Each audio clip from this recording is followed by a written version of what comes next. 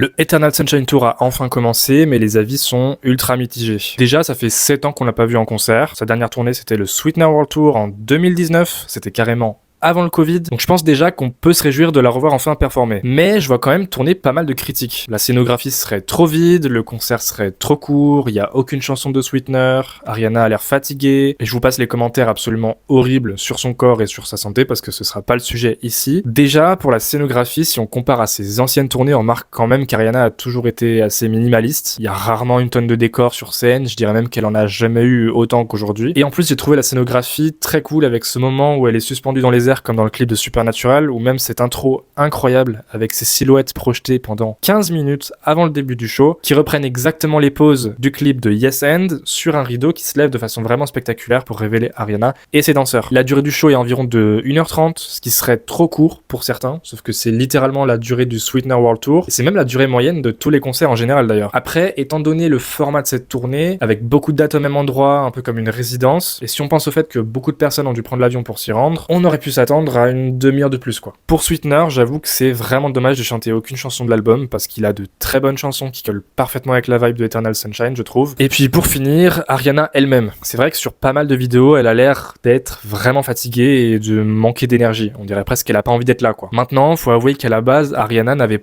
pas l'air de vraiment vouloir la faire cette tournée. Je pense que la Ariana de 2019 a beaucoup changé et qu'elle exprime son art de façon très très différente et ça n'inclut pas des performances live. On la sent vraiment pas dans son élément quoi. Et c'est ok, elle est pas obligée de faire des concerts, mais ce qui est dommage, c'est que cette tournée c'était censé être un moment exceptionnel, grandiose et unique. Et je retrouve pas du tout cette énergie dans les extraits que je vois. Bref, dis-moi ce que toi t'en penses, et si tu me connais pas, pense à t'abonner. Chaque semaine je parle de pop, de culture et de pop culture.